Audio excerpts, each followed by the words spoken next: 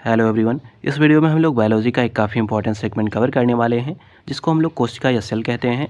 तो सेल से रिलेटेड जितने भी इंपॉर्टेंट फैक्ट बन सकते हैं उन सारे फैक्ट को हम लोग इस वीडियो में कवर करने वाले हैं। तो आइए स्टार्ट करते हैं। तो देखिए इसमें पहला पॉइंट है। पहले पॉइंट में कह रहा है जीवन की मूलभूत इकाई क्या है। तो ये है कोशिका। अगला है जीवों की आधारभूत संरचनात्मक एवं कार्यात्मक इकाई क्या है। तो ये भी कोशिका है। अगला देखिए अगले में कह रहा है कोशिका की खोज किसने की थी। तो ये की थी रॉबर्ट हुक ने। कब की थी तो 1665 में इसकी खोज की गई थी। अगला देखिए अगले पॉइंट में कह रहा है किसने बताया कि पादपों का शरीर सूक्ष्म कोशिकाओं का बना होता है। तो ये बताया था स्लाइडेन ने। कब बताया था 1838 में। अगला देखिए अगले में कह रहा है किसने बताया कि जंतुओं का शरीर सूक्ष्म कोशिकाओं से बना होता है। ये बताया था श्वान ने। कब बताया था 1839 में। अगला देखिए अगले में कह रहा है किसने बताया कि नई कोशिकाओं का निर्माण पहले से मौजूद कोशिकाओं से होता है। तो ये बताया था बिरचो ने। काफ़ी इंपॉर्टेंट भी है, इसको ध्यान दीजिएगा। तो ये बिरचो ने बताया था और बताया कब था तो ये बताया था 1855 में। अगला देखिए अगले में कह रहा है कोशिका सिद्धांत का प्रतिपादन किसने किया था। ये किया था एमजे स्लाइडेन एवं थियोडर श्वान ने। तो इन दोनों ने मिलकर कोशिका जो सिद्धांत है उसका प्रतिपादन किया था।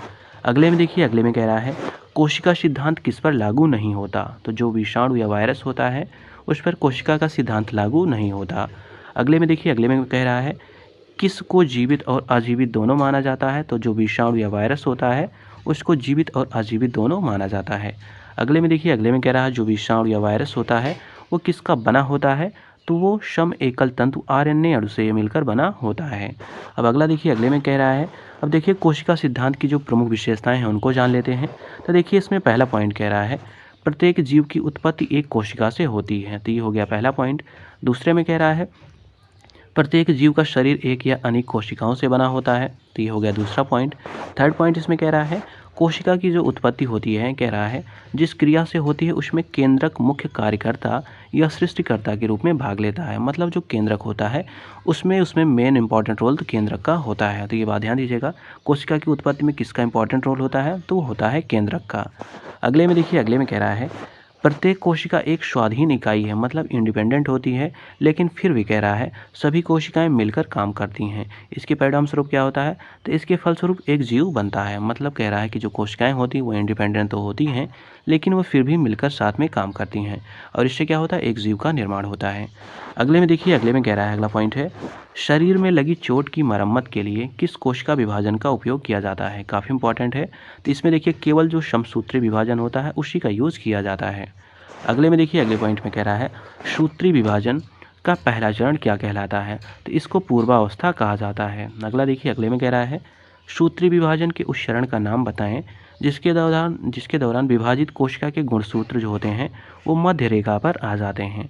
तो इसको हम लोग मेटाफेज कहते हैं। अगला देखिए अगले में कह रहा है कोशिका झिल्ली या प्लाज्मा झिल्ली किसकी बनी होती है।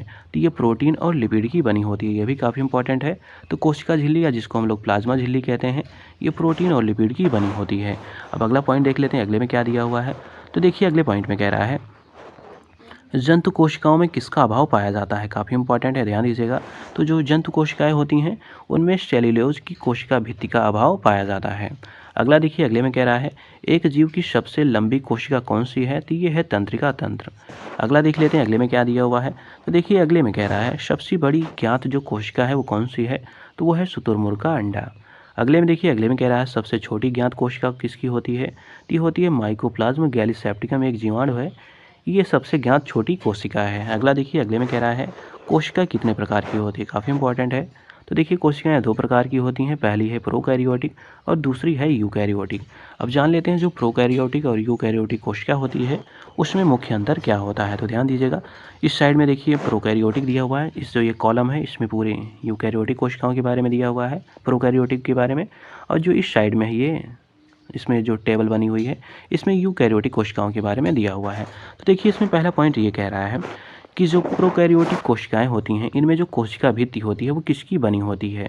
तो जो इसमें कोशिका भित्ति बनी होती है प्रोकैरियोटिक में वो प्रोटीन तथा कार्बोहाइड्रेट की बनी होती है। तो ये बात ध्यान दीजिएगा। मतलब जो कोशिका भित्ति है प्रोकैरियोटिक कोशिकाओं में प्रोटीन तथा कार्बोहाइड्रेट की बनी होती है।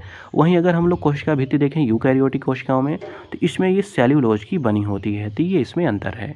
अगला देखिए केंद्रक की क्या स्थिति हो, तो देखिए प्रोकैरियोटिक जो कोशिकाएं होती है उसमें केंद्रक अनुपस्थित होता है। वहीं अगर यूकैरियोटिक बात करें कोशिकाओं की तो उसमें केंद्रक उपस्थित होता है।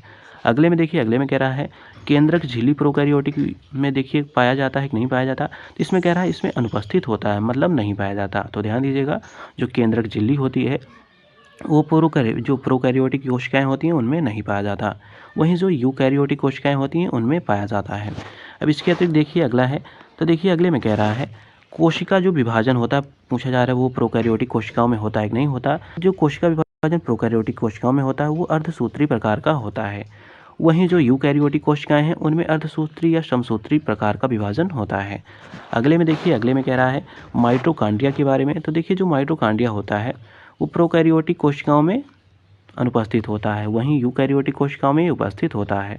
अगले में देखिए, अगले में कह रहा है एंडोप्लाज्मिक रेटिकुलम इसमें अनुपस्थित होता है और इसमें उपस्थित होता है। अगला देखिए, अगले में कह रहा है राइबोसोम जो होते हैं प्रोकैरियोटिक कोशिकाओं में, कह रहा है इसमें 70S प्रकार के इसमें पाए जाते हैं, वहीं इसमें 80S प्रकार के पाए जाते हैं। अगला है इसी में कह रहा है, अगला कह रहा है लाइसोसोम, तो ध्यान दीजिएगा जो लाइसोसोम होता है वो प्रोकैरियोटिक कोशिकाओं में अनुपस्थित होता है, यूकैरियोटिक कोशिकाओं में उपस्थित होता है। अगले में देखिए, अगले में कह रहा है गाल्जी का, तो ये प्रोकैरियोटिक कोशिकाओं में अनुपस्थित होता है और इसमें उपस्थित होता है। अगला देखिए, अगले में कह रहा है डीएनए के बारे में, तो डीएनए जो होता है वो प्रोकैरियोटिक में देख लीजिए क्या स्थिति है उसकी, तो देखिए इसमें जो डीएनए होता है एकल सूत्र के रूप में उपस्थित होता है, और जबकि अगर यूकैरियोटिक कोशिकाओं के बारे में देखा जाए तो इसमें दोहरे सूत्र के रूप में इसमें पूर्ण विकसित होता है। तो ये बात ध्यान दीजिएगा। अब अगला देखिए श्वसन से क्या दिया हुआ है, तो देखिए कह रहा है श्वसन के बारे में, तो ये कह रहा है जो यूकैरियोटिक कोशिकाएं प्रोकैरियोटिक होती हैं उसमें कह रहा है प्लाज्मा झिल्ली के द्वारा श्वसन होता है, वहीं अगर यूकैरियोटिक की बात करें तो इसमें माइटोकॉन्ड्रिया के द्वारा श्वसन होता है। ये बात ध्यान दीजिएगा, काफ़ी इंपॉर्टेंट है। तो देखिए श्वसन जो होता है वो अगर उसमें बात करें प्रोकैरियोटिक कोशिकाओं की बात, तो प्रोकैरियोटिक कोशिकाओं में श्वसन जो होता है प्लाज्मा झिल्ली के द्वारा होता है। यूकैरियोटिक की बात करें तो इसमें माइटोकॉन्ड्रिया के द्वारा इसमें श्वसन होता है। अब प्रकाश संश्लेषण की स्थिति देखिए, तो इसमें देखिए आंतरिक झिल्लियों में होता है और इसमें क्लोरोप्लास्ट में होता है। लिंग प्रजनन की बात करें तो इसमें नहीं पाया जाता है, इसमें पाया जाता है। प्राप्ति स्थल देखें इसका, तो यूकैरियोट जो प्रोकैरियोटिक कोशिकाएं हैं उनकी प्राप्ति स्थल देखा जाए तो ये जीवाणुओं तथा नीलहरित शैवालों में पाए जाते हैं, और जबकि अगर यूकैरियोटिक की बात करें तो ये सभी कोशिकीय जीव होते हैं उनमें ये पाए जाते हैं। तो ये हम लोगों ने देखा प्रोकैरियोटिक और यूकैरियोटिक कोशिकाओं में जो अंतर होता है। अब अगला पॉइंट देख लेते हैं, तो देखिए अगले पॉइंट में कह रहा है स्तंभ कोशिका अनुसंधान के क्षेत्र में नवीनतम विकास के संदर्भ में सही तथ्य कौन से हैं, मतलब कुछ सही तथ्य दिए हुए हैं जिसको हम लोग स्तंभ कोशिका या इसी को स्टेम सेल इंग्लिश में कहते हैं। ध्यान दीजिएगा, स्टेम सेल या स्तंभ सेल दोनों एक ही हैं। तो देखिए इसके बारे में कह रहा है स्टेम सेल कोशिकाओं के बारे में कुछ स्टेटमेंट दिए हुए हैं, उनको देख लेते हैं। तो देखिए इसमें पहला कह रहा है जो स्तंभ कोशिकाएं होती हैं जिनको हम लोग स्टेम सेल कहते हैं, कह रहा है वस्तुतः अनंत काल तक स्वयं ही संजीवित हो जाती हैं। तो इसके बारे में ये स्टेटमेंट सही दिया हुआ है। दूसरा इसी में कह रहा है भारतीय अनुसंधान केंद्रों ने कुछ कोशिका रेखाओं का भी सृजन किया है जिन्हें कई प्रकार के ऊतकों में विकसित किया जा सकता है। मतलब जो ये स्टेम कोशिकाएं होती हैं अगर इनसे हमें किसी अंग का निर्माण करना है तो वो आसानी से किया जा सकता है। तो ये था जिसको हम लोग स्टेम सेल या स्तंभ कोशिकाएं कहते हैं, उनकी कुछ विशेषताएं थी। अगला देख लेते हैं, अगले में कह रहा है प्राणियों में स्तंभ कोशिकाओं के प्रत्यारोपण के संदर्भ में सही तथ्य दिए हुए हैं, इनको जान लेते हैं। तो ध्यान दीजिएगा यहाँ भी स्तंभ कोशिकाएं कही जा रही हैं, मतलब है इसका स्टेम सेल। तो देखिए इसके बारे में पहला स्टेटमेंट कह रहा है ये प्राणी में जीवन भर स्वयं गुणन करती रहती हैं, तो ये स्टेटमेंट सही है। दूसरा कह रहा है ये अंगों के क्षतिग्रस्त ऊतकों की मदद करती हैं, मतलब उसको रिपेयर करने का काम करती हैं, ये भी सही है। तीसरा कह रहा है ये एक या अधिक प्रकार की विशिष्ट कोशिकाओं से बनने की क्षमता रखती हैं, तो ये भी इसको बनाने की क्षमता रखती हैं, तो ये भी स्टेटमेंट सही है। मतलब अगर कोई कोशिका है उसकी टूट फूट या मरम्मत कर मतलब टूट फूट हो गई उसमें मरम्मत करनी है तो जो स्टेम कोशिकाएं होती हैं उनका यूज आसानी से किया जा सकता है। अगला देखिए, अगले में कह रहा है प्रक्रमित कोशिका मृत्यु जिसको प्रोग्राम्ड सेल डेथ कहते हैं कि कोशिकीय और कह रहा है आणविक नियंत्रण जिनको सेलुलर एंड मॉलिक्यूलर कंट्रोल कहते हैं को क्या कहा जाता है, ये पूछा जा रहा है। तो इसको एपोटोसिस कहा जाता है। तो ध्यान दीजिएगा क्या कहा जाता है, एपोटोसिस इसको कहा जाता है। अब अगला हम लोग नाभिक जिसको केंद्रक कहते हैं उससे रिलेटेड पॉइंट देख लेते हैं। तो देखिए इसमें पहले में कह रहा है किसने 1831 में केंद्रक की खोज की थी, तो ये की थी रॉबर्ट ब्राउन ने। किसने की थी, रॉबर्ट ब्राउन ने। अगला है किसे कोशिका का नियंत्रक केंद्र कहते हैं, तो ये कहते हैं केंद्रक को, जो कोशिका का नियंत्रक केंद्र होता है वो केंद्र कहलाता है। दूसरा कहला है, अगला पॉइंट इसी में कोशिका प्रकार्यात्मक क्रियाओं का नियंत्रण कौन करता है? तो ये करता है केंद्रक। अभी हम लोगों ने ऊपर देखा भी था कि जो सेल का मेन कंट्रोल या मेन कह सकते हैं उसका पार्टिसिपेशन रोल होता है वो केंद्रक का होता है। अगला देखिए, अगले में कह रहा है कोशिका के किस कोशिकांग को मास्टर अंग कहा जाता है? तो इसको कहा जाता है नाभिक को। अगला देखिए, अगले में कह रहा है किसी कोशिका में मौजूद सबसे बड़ा कोशिकांग क्या है? तो ये होता है नाभिक। अगला देख लेते हैं, अगले में कह रहा है नाभिक के अलावा कोशिका के किस कोशिकांग में डीएनए होता है? तो ये होता है माइटोकॉन्ड्रिया में। काफ़ी इंपॉर्टेंट है, तो इसको ध्यान दीजिएगा। तो नाभिक के अलावा अगर पूछा जाए कोशिका में किस कोशिकांग में डीएनए पाया जाता है, तो ये पाया जाता है माइटोकॉन्ड्रिया में। अगला देखिए, अगले पॉइंट में कह रहा है यूकैरियोटिक कोशिकाओं में आरएनए का संश्लेषण किसके द्वारा होता है? किस में होता है पूछा जा रहा है, तो ये होता है केंद्रक में। तो केंद्रक में क्या होता है? आरएनए का संश्लेषण होता है। अगला देखिए, माइटोकॉन्ड्रिया के बारे में देख लेते हैं। तो देखिए क्या कहा जा रहा है, माइटोकॉन्ड्रिया की खोज किसने की थी? तो ये की थी रिचर्ड ऑल्टमैन ने। कब की थी? 1890 में। अगला है माइटोकॉन्ड्रिया शब्द का प्रतिपादन किसने किया था? तो ये किया था कॉलवेंड्रा ने। किसने किया था? कॉलवेंड्रा ने। कब किया था? 1897 से 98 में। अगला है किसी कोशिका का शक्ति ग्रह या जिसको हम लोग पावर हाउस कहते हैं ये कहा जाता है? तो ये होता है माइटोकॉन्ड्रिया। तो माइटोकॉन्ड्रिया को पावर हाउस कहा जाता है कोशिका का। अगला देखिए, अगले में कह रहा है किस कोशिकांग को कोशिका का पावर हाउस कहते हैं? तो ये कहते हैं माइटोकॉन्ड्रिया को। अगला है कोशिका के किस कोशिकांग पर डीएनए व राइबोसोम स्थित होता है? तो ये होता है माइटोकॉन्ड्रिया पर। अगला देख लेते हैं, अगले में क्या दिया हुआ है। तो देखिए, अगले पॉइंट में कह रहा है, ये इस साइड में है, इसमें कह रहा है वह कोशिकांग कौन सा है जिसमें श्वसन और ऊर्जा उत्पादन जैसी जैव रासायनिक प्रक्रियाएं संपन्न होती हैं? तो ये सारी प्रक्रियाएं अगर पूछी जाए कहाँ संपन्न होती हैं, तो होती हैं माइटोकॉन्ड्रिया में। अगला है, अगले में कह रहा है हमारे श्वसन तंत्र में अधिकतम एटीपी अणुओं को उत्पन्न करने वाला पद कौन सा है? तो इसका नाम है क्रेब्स चक्र। अगला कह रहा है क्रेब्स चक्र कोशिकाओं के किस अंग में संपन्न होता है? तो ये होता है माइटोकॉन्ड्रिया में। अगला देखिए, अगले में कह रहा है क्रेब्स चक्र की खोज किसने की थी? काफ़ी इंपॉर्टेंट है, तो इनका नाम था हैंस क्रेब्स। तो इन्हीं के नाम पर इसका नाम क्रेब्स चक्र रखा गया है। कब की थी खोज? तो ये की थी 1937 में। अगला है, अगले में कह रहा है एक जीवित कोशिकाओं के संपूर्ण अवयव को किस नाम से जाना जाता है जिसमें साइटोप्लाज्म और नाभिक उपस्थित रहते हैं? तो इसको नाम देते हैं प्रोटोप्लाज्म। तो ध्यान दीजिएगा, जो प्रोटोप्लाज्म होता है उसमें साइटोप्लाज्म और नाभिक दोनों उपस्थित रहते हैं। अगला देखिए, अगला है राइबोसोम्स के बारे में। तो इसमें कह रहा है राइबोसोम्स की खोज किसने की थी? ये की थी पैलेड ने। कब की थी? 1955 में। अगला कह रहा है प्रोटीन संश्लेषण में किस कोशिकांग की महत्वपूर्ण भूमिका सबसे ज़्यादा होती है? तो ये होती है राइबोसोम्स, और अंतःद्रव्यी जो जालिका होती है उसकी सबसे ज़्यादा भूमिका होती है। अगला देखिए, अगले में कह रहा है किस कोशिकांग को कोशिका का प्रोटीन कारखाना कहते हैं? तो ये कहते हैं राइबोसोम्स को। अगला कह रहा है कोशिका के किस हिस्से में प्रोटीन बनाया जाता है? मतलब कोशिका का पूछा जा रहा है किस हिस्से में प्रोटीन बनता है? तो ये बनता है राइबोसोम्स में। अगला देखिए, अगले कह रहा है लाइसोसोम्स के बारे में। तो देखिए इसमें पूछा जा रहा है लाइसोसोम की खोज किसने की थी? तो की थी डी डवे ने। कब की थी? 1958 में। अगला है कौन सी कोशिकांग केवल जंतु कोशिकाओं में पाया जाता है? तो ये पाया जाता है लाइसोसोम। तो ध्यान दीजिएगा, लाइसोसोम जो होता है वो केवल जंतु कोशिकाओं में पाया जाता है। अगला है किस कोशिकांग को आत्महत्या की थैली कहते हैं? तो ये कहते हैं लाइसोसोम्स को। अगला है कौन सा कोशिकांग किसी भी बाहरी पदार्थ तथा खराब कोशिकांग को पचाकर कोशिकाओं को साफ करने में मदद करता है? काफ़ी इंपॉर्टेंट है, तो ये करता है लाइसोसोम। अब अगला इसी में दिया हुआ कोशिकाओं के जो प्रमुख अंग हैं उनके जो कार्य हैं ये देख लेते हैं। तो देखिए इसमें पहला है कोशिकांग जिसका नाम है कोशिका भित्ति, जिसको हम लोग सेल वॉल कहते हैं। तो इसका काम क्या होता है ये जान लीजिए। तो ये केवल पादप कोशिकाओं में पाया जाता है, ये भी ध्यान दीजिएगा। अगला इसी में पॉइंट कह रहा है ये सेल्यूलोज की बनी होती है। अगला थर्ड पॉइंट कह रहा है ये कोशिका का निश्चित आकार और कठोरता प्रदान करता है, मतलब ये कोशिका जो होती है उसको निश्चित आकार और कठोरता प्रदान करता है। तो ये बात थी कोशिका भित्ति की। अब अगला देख लेते हैं, अगला क्या है। तो देखिए अगला है कोशिका झिल्ली। तो कोशिका झिल्ली के बारे में जान लेते हैं, जिसको सेल मेम्ब्रेन्स कहते हैं। तो देखिए ये क्या होती है, ये अर्धपारगम्य कोशिका झिल्ली होती है। ये कोशिका के अंदर और बाहर जाने वाले पदार्थों का निर्धारण करती है। इसके अतिरिक्त इसका ये कार्य होता है कि यह लिपिड और प्रोटीन की बनी होती है। तो ध्यान दीजिएगा ये किसकी बनी होती है कोशिका झिल्ली? ये लिपिड और प्रोटीन की बनी होती है। अगला देखिए अगले में कह रहा है यह आघातों से कोशिकाओं की रक्षा भी करती है। अगला देखिए अगले में कह रहा है कोशिका द्रव्य, जिसको साइटोप्लाज्म कहते हैं, इसके बारे में जान लेते हैं। तो देखिए जो कोशिका द्रव्य होता है, कोशिका द्रव्य एक बहुत गाढ़ा पारभासी एवं चिपचिपा पदार्थ होता है। इसके बारे में कहा जा रहा है कोशिका द्रव्य में कोशिकांग पाए जाते हैं। ये भी ध्यान दीजिएगा, कोशिकांग कहाँ पाए जाते हैं? तो ये कोशिका द्रव्य में पाए जाते हैं। इसके अतिरिक्त थर्ड पॉइंट कह रहा है कोशिका द्रव्य कोशिका झिल्ली या प्लाज्मा झिल्ली और केंद्रक के ये मध्य पाया जाता है, मतलब इन दोनों के मध्य ये कोशिका द्रव्य पाया जाता है। अगला देखिए अगले में कह रहा है केंद्रक के बारे में जान लेते हैं। तो देखिए केंद्रक की खोज 1831 में रॉबर्ट ब्राउन के द्वारा की गई थी। ठीक है, ध्यान दीजिएगा, केंद्रक की खोज किसने की है? रॉबर्ट ब्राउन ने। कब की है? 1831 में। इसके अतिरिक्त अगला पॉइंट इसमें कह रहा है केंद्रक को कोशिका का नियंत्रक केंद्र भी कहते हैं। तो ध्यान दीजिएगा, नियंत्रक केंद्र क्या है केंद्रक का? तो यह है मतलब केंद्रक जो होता है वो कोशिका का नियंत्रक केंद्र होता है। अगले में कह रहा है यह कोशिका का सबसे बड़ा अंग भी होता है, ये भी ध्यान दीजिएगा। इसके अतिरिक्त इसमें अगला पॉइंट कह रहा है इसमें डीएनए पाया जाता है, तो ये भी इसमें ध्यान दीजिएगा।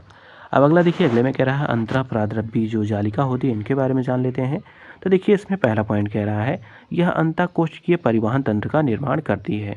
इसके अतिरिक्त दूसरा पॉइंट इसमें कह रहा है चिकनी अंतःप्राद्रव्य जालिका वसा एवं कोलेस्ट्रॉल संश्लेषण में यह भी भाग लेता है। अगला देखिए अगले में कह रहा है खुरदुरी अंतःप्राद्रव्य जालिका प्रोटीन संश्लेषण में मदद करती है। अगला पॉइंट है यह कोशिका द्रव्य का यांत्रिक सहारा भी प्रदान करती है। तो ये सब इसके कार्य हैं।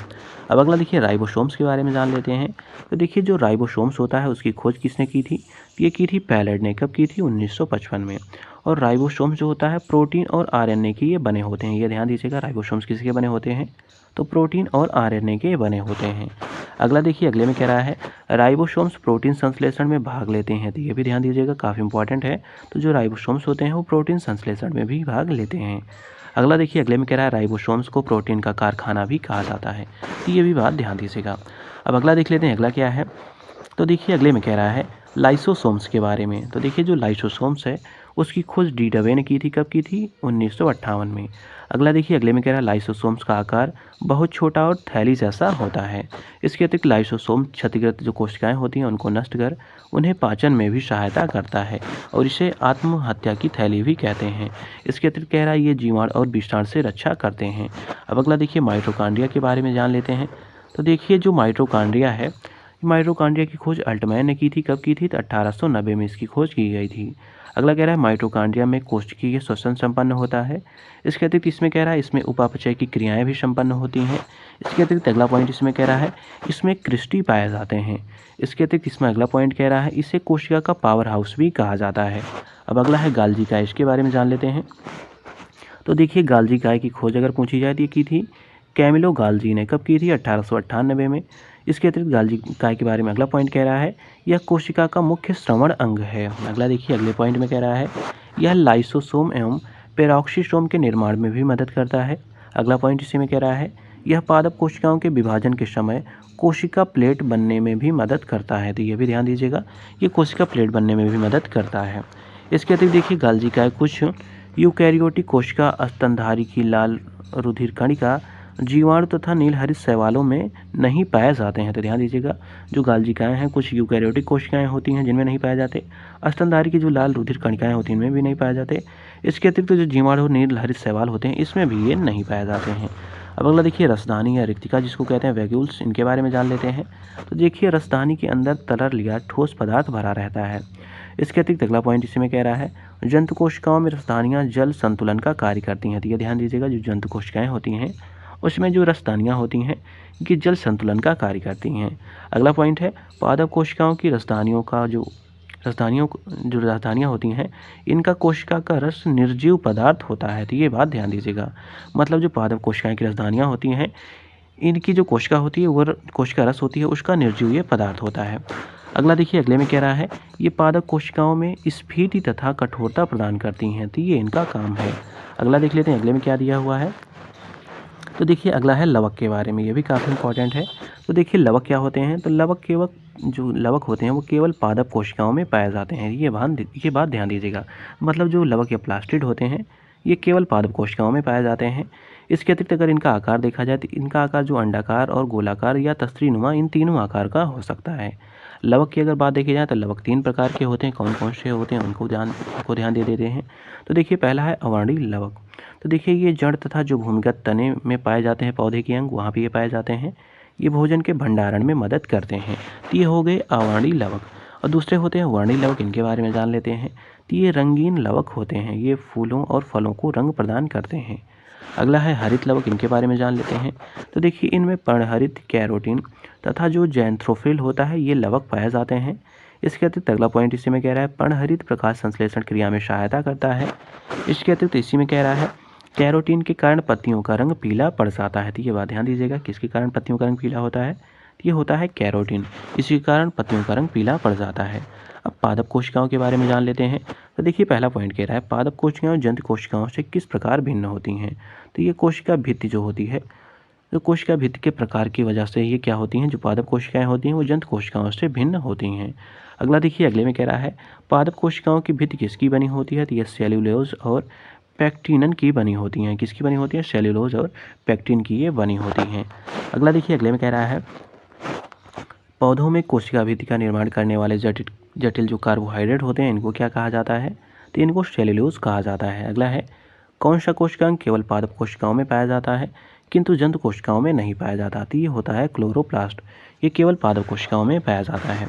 अगला देखिए, अगले पॉइंट में कह रहा है क्लोरोफिल को सबसे पहले किसने पृथक और नामित किया था? तो ये किया था केवेंतु और पेलेटियर ने। किसने किया था? केवेंतु और पेलेटियर ने। अगला है क्लोरोफिल में कौन सी धातु पाई जाती है? तो ये मैग्नीशियम पाई जाती है।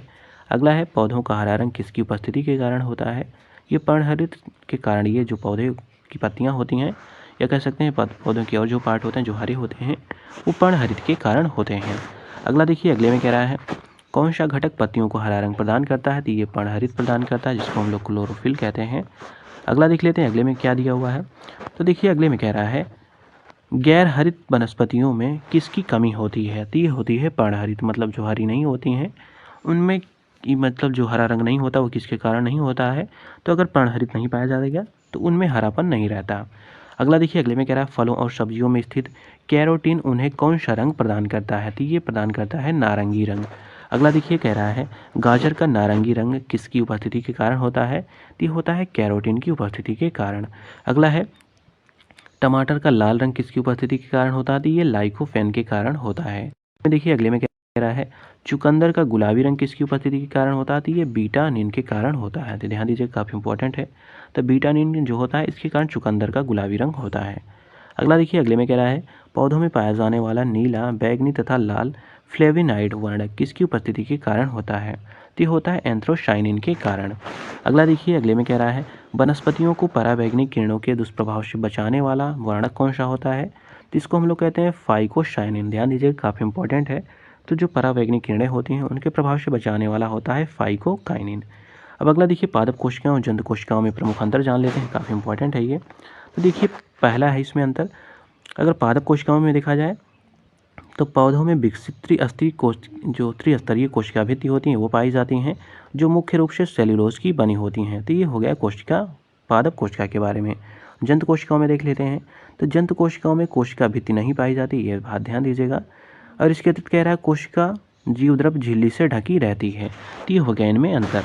अब अगला अंतर देख लेते हैं। तो देखिए इसमें कह रहा है कवक और जीवाणु को छोड़कर सभी पादपों में पर्णहरित पाया जाता है। मतलब जो कवक होते हैं और जीवाणु होते हैं इसमें कह रहा है पर्णहरित नहीं पाया जाता और सभी पादपों में कर्णहरित पाए जाते हैं।